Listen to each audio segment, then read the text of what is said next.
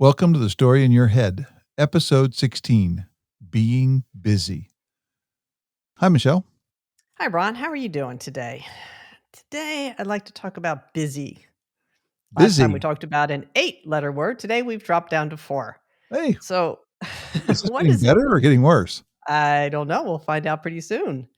Cool. Um, what does it mean to be busy? I certainly can do that really well. And what are the consequences of that? I hear it an awful lot these days from just about everybody I walk into and talk to. That's great. I love the topic. Thanks for choosing it. The the first place I go back to is I go back to like what I grew up with and what I understood was like, and it was actually a virtue to be busy, like to be doing a lot of something, right? You were I mean, look at you. Oh, that person looks busy over there, right? That's a good thing. Like they're working it. They're really working hard. Um, so when I'm being busy, when I grew up, that was like it was a sign that you were a hard worker. You knew how to labor well. You produced stuff, right? And now, like it's the word has shifted for me, and it shifted away from like I'm busy doing something that may or may not have anything to do with what I'm trying to produce in the world. So I could actually be busy doing something that doesn't get me any closer to where I want to go. So it's occurring now to me as it's a shift away from, and this is the way I use it now, is it's a shift away from doing a lot of work to being strategic. Like the work that you do is tactical or strategic and that it's moving you towards an outcome in the future. Where before, I mean, well, I when I was a kid, I got paid by the hour. So the more hours I put in, the more labor I did, the more money I made. Life doesn't work that way for me anymore. Like life works in a way of what kind of outcomes can I produce? And I think that's a shift that's happening as we're moving away from what would be a normal labor tradition to outcome based and people creating what outcomes they want to produce and producing those outcomes going forward. What's showing up for you, Michelle? Yeah. So, you said one thing in there that kind of triggered me. Like when you're a kid, I did the same thing, right? You're paid by hour. So as long as you could sit there and do something, right, you would make another whatever it was, 10, 15, or 7 those days, whatever you make per hour, which is linear, right? And that's it. And so if you really want to improve your situation, make more money, linear is probably not going to work. Right, at those levels. So you have to do something that's more exponential, and that's what makes me think of busy, and I also, growing up, could do busy really well, right? And that was like an accomplishment. It's like, "I'm really busy." Isn't that great? But then eventually you stop and look, busy at what? What is that producing for me, and where am I moving forward, and how is that going to help me to meet my career ambitions? So a lot of times when I first started working, I started in operations and um, getting computers set up. It's called genning, right? You get the computers all set up, you get them, you literally unpack them, you have to put the operating system on. This is like way back when, and all the things that need to occur. So it's a lot of busy work, and the reason why I'm calling it that is you start and you sit around and watch the machine's lights go on, right? And you're just babysitting. Really, anybody can do that job, and that's it. But if you're busy watching the lights go on, it means you can't do anything else, right? Because you have to kind of babysit it. And I'm like, well, this isn't going to work. What can I do with that time that's more productive, um, more knowledge based? Because it's very tactical, right? You put the things in. And so that's where I started really exploring busy. And is busy really going to work? Which is kind of what you're saying, right? I need to work and think about things and tasks to be more strategic, which is exponential rather than linear in your knowledge and what you can produce and the outcomes that you can produce. So that's what you brought forth for me. No, thanks, Michelle. When I like break it down, like there's a space when I was a story I had at one time was the more I labor, the more value I bring, right? So then doing a lot of things made it worthwhile. Um, and then when I shifted away from nobody really cares that I work hard, what they care about is what I can do for them. What outcomes can I produce for them? What new situations can I produce for them? How can I take care of them in a specific way? And it shifted from like, like I distinctly remember there was a moment in time back in the '90s where there was a space where we were trying to get some things done, outages and stuff done quicker. So as projects, we wanted to get them done in as short a time as possible. But there was a fundamental we kept bumping up against was, well, we need to make certain amount of hours and we need to make certain amount of money and a certain amount of time and a certain amount of space to do that. So there's the ways we do things that make it where there's a lot of busy work. And wow, was there a lot of stuff that was created so that people could look busy. I mean, they really would. You look at the job site, you walk around and it goes, as long as there's lots of noise and there's lots of sound and people moving around, everybody goes, oh, this is good, right? And yet they were continually producing durations in the 30 to 40-day projects. And we went away from being busy, right? And said, what are all the things we can eliminate, right? Anything we don't need to do. So we're just being strategic about what we're doing. We're designing actions to be able to take care of those concerns and only those concerns and not other concerns, right? That matter to the customer. All of a sudden we went from like 25, 35 days down to 12 days. So we cut out 50% of the labor. Now, the first thing that we bumped up against was, there's a lot of people who get paid by the hour and they don't get paid anymore because the hours went away. Now, the value for the customer is still there, right? Because all they care about is that the project is done and they get what they need out of it. So there's a space where the customer is very happy. That's the customer who pays the money to us, right? But the people who work for us, they go, "Where's my money? Like, what are you working on? 5:30?" Well, like, I can't leave yet because I got kids to feed and I got all these other things to do, right? That's a really that's a really good question to be into. So how do you take care of the people who are doing majority of the work? And like we had to sit down with them and say, "What do you want?" They go, "Well, what I really want to know is what's my next job." What Wait a minute, what? Like, it's not about how many hours you work here? No, what I don't wanna do is I don't wanna go home or I don't wanna leave here with an unpredictable date, so I don't know how to get my next job. I go, "So if we like we say, we'll get you done at this time, and that's your end date, that you're okay with that?" You go, "Yeah, and in fact, if you have a lead for me where to go next, I'd love that too." And so we went from how do we continue to labor and labor hard at what we do, but how do we figure out how to do it as short a time as possible with the least amount of labor as possible and be strategic about what we're doing. And then the customers, because I guess there's always multiple customers, customer who's providing us income. Then we were transacting with customers called labor, and we would pay them in a way that was two part. One, this many hours, this much pay. Two, and at the end, here's your next job. Here's where you can go to next. Here's your space to go there next. And now we didn't have any shortage of people wanting to come work for us because it was a new level of predictability. They could actually know when the job was going to start, when it was going to finish, and how to lay out the next jobs. Very few people we actually found them other jobs because they're better at it than we are. But what they never know is when's it going to end. Like they go, no, I can't take that one. No, I can't take that one. No, I can't take that one. And then they would turn to go, oh, this is predictable. Like we're going to finish on day 12. And sometimes we would finish on day like 9 and we'd pay them for 2 more days because we said we'd finish up at day 11. And they were like, "This is perfect. This is amazing. This is great." Now we probably swept the turbine deck a little longer than we should have swept the turbine deck to make it all work out, but because if somebody came up and saw everybody sitting around on picnic benches, because people still have that busy mentality, if they go, "What are you guys doing?" "Well, we said we're gonna work for 11 days, and they're gonna work for 11 days, and we're done." And they would have gone, "No, no, get rid of them." But so we kinda took the long time to make that last one because we knew how people look at it. They look at it and say, "Well, they're not busy, get rid of them." I'm going like, "No, no, they're exceptionally busy. They're just done early, and we have a commitment."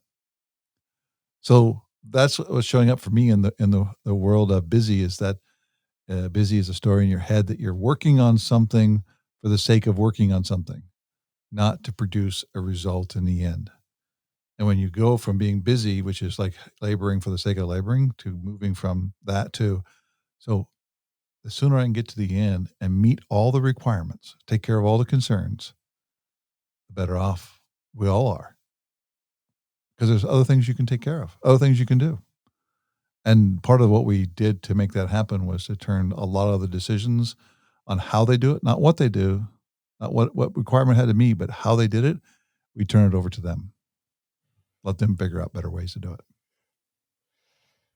Yeah, thanks, Ron. What I heard there, um, which I think is pretty relevant to this current market, is how do you become an employer of choice, right? What can you do differently? And listening to the employees, what a concept, right? Of what's really important to them, and then figuring out how to make that happen. So thanks. Um, if you're okay, I got another question there, and that's unless do you have something on that one? Well, go ahead. Okay, good.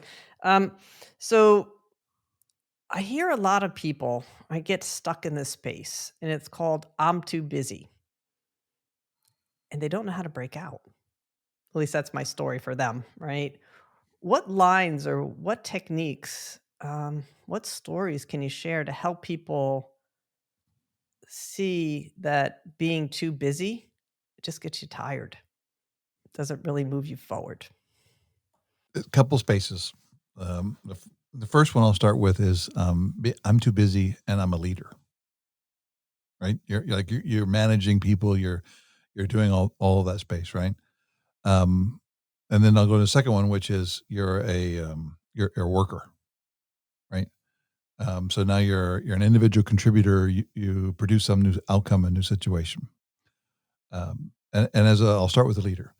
The leader, not always, but normally when let's say I'm too busy, it's because they have not mastered the skill of delegation. Now, it also could show up as like I don't have enough people. But normally when you say, "Why don't we keep the people?" Right? It's because there's not enough delegation going on to where people can contribute. Um, One of the top 5 reasons that people stay or leave a job is that they're valued, that they get to contribute. Like, those are 2 of those top 5. And being able to contribute means not that I get to do labor, but I get to make choices, I get to think, I get to add. That I am valued means that when I come up with an idea, somebody will follow it. So when I see leaders that are, I would say, bumping up against like I'm too busy, it's because they're trying to direct everybody. They're trying to tell everybody what to do. And like in realistic terms, I think about 7 to 9 people is about the range of what you can manage and tell people what to do. Now that will give you no time to design. You'll just be spending all of your time telling those 7 people what to do. No, so if you've got like 25 people working for you, you're toast, right? Like you can't, there's not a space to do it. Um, so that now you're in the space that that's all you can direct. And to delegate means there are people that are inside the group. You can say, this is your role. This is your responsibility. This is what's got to look like at the end. Right. And I trust you'll take care of this. And that trusting is a space that if you cannot trust or choose not to trust, right? Not like trust, like, well, they performed this way in the past, so now they're going to perform this way in the future. That's a certain kind of assessment from the past. Trust, as in, I believe in you and you're going to do a good job. If you can trust them, hand them that space, and then stand out of the way. And sometimes that means you sit in the corner and worry like crazy because they begin to take on those responsibilities. That's where you begin to build some, well, autonomy, like some freedom to be able to do that. That's the first thing.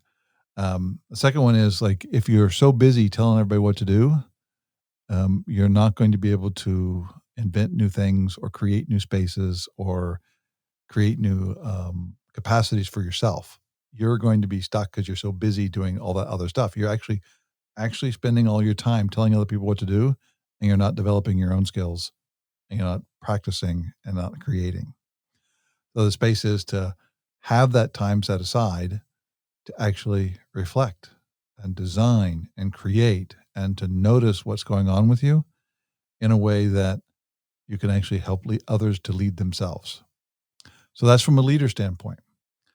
Now, from an individual contributor, busy can be that I'm like this.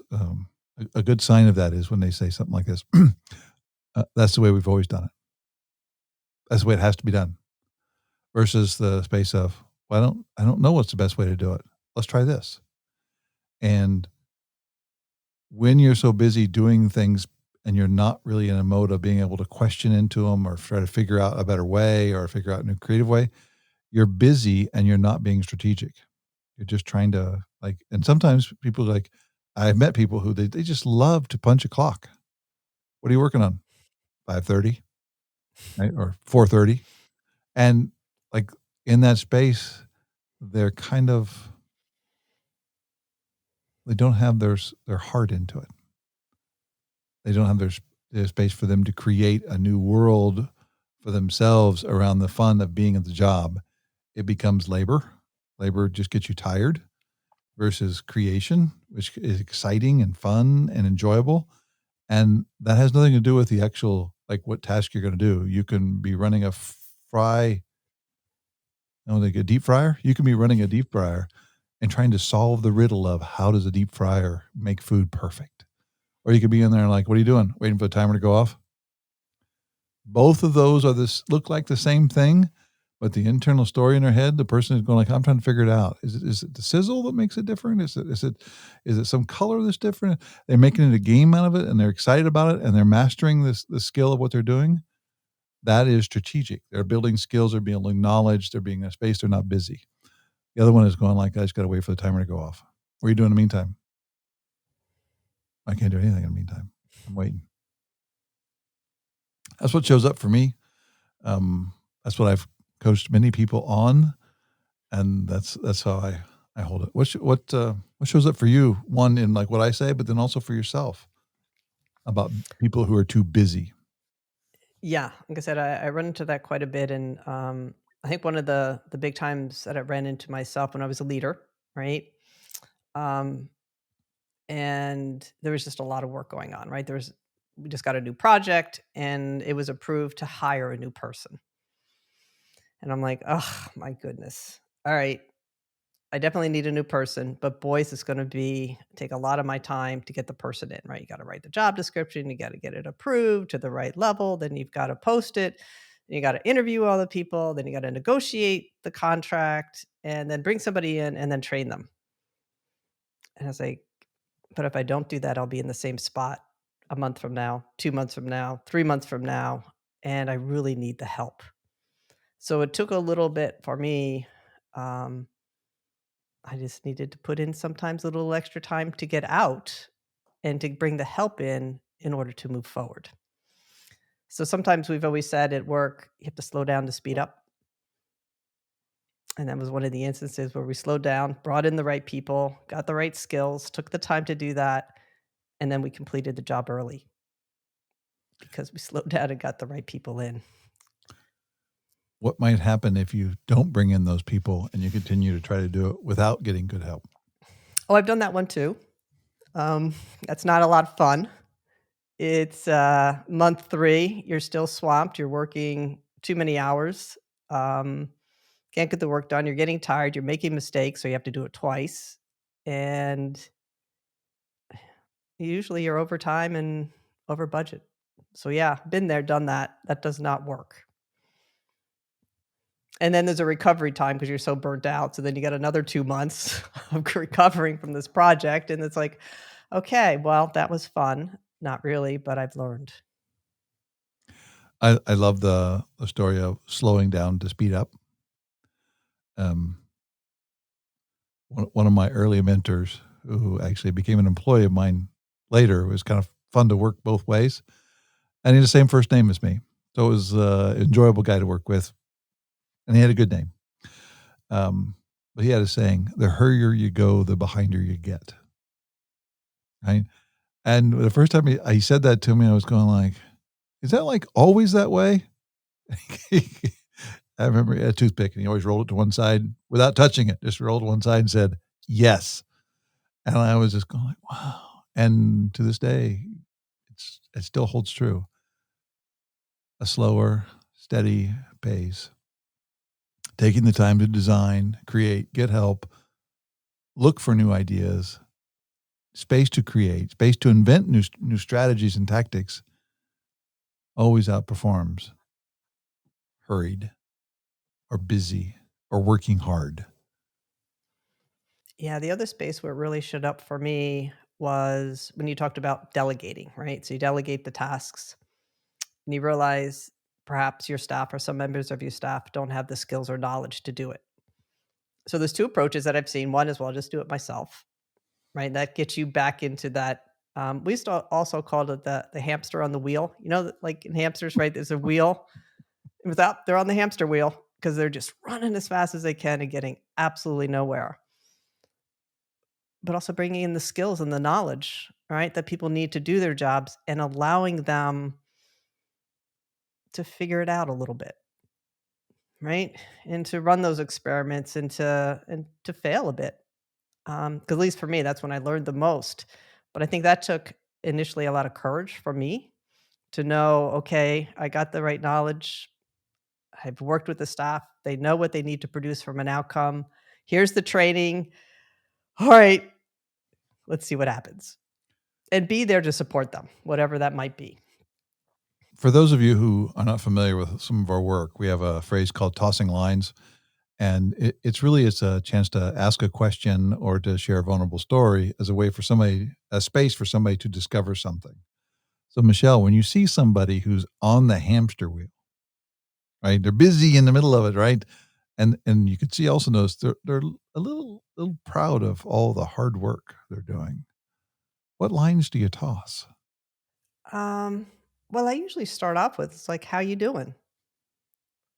Right? And they might say, "Oh, great. I'm really busy," and just let it go, and it's like, "Man, I am exhausted. I'm too tired." Usually it takes about 3 minutes to get to that part of the conversation, and then it's, "What help do you need?" And that is actually one of the more challenging questions for people because number 1, do they accept help? And you'll find out. And number 2, they have to really think about what help do they need? What's going wrong? Why are they on the hamster wheel? And it's a lot of self-reflection.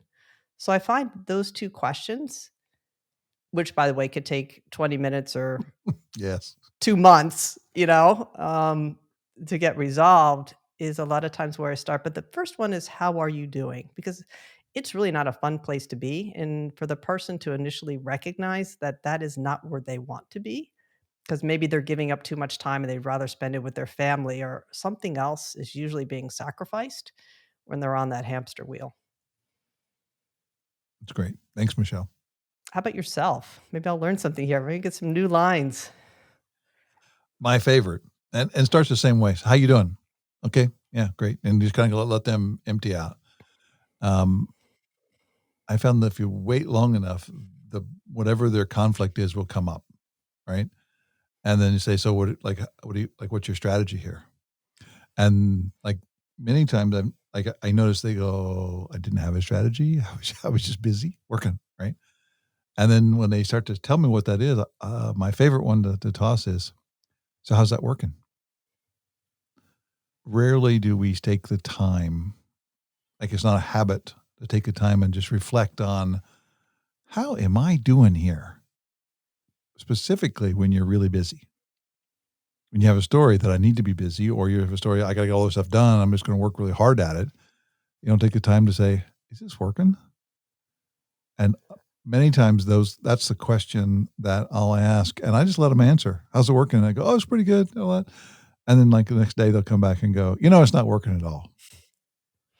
This is no. I hadn't stopped to think about how is this working, right?" And that's a space for them to start to create and run new experiments. And that's my follow up line is always, "Oh." What would you like to do different? What I always avoid is telling them what they should do because I believe they can create it. And thanks, Ron. I find most people do know how to get out off the hamster wheel.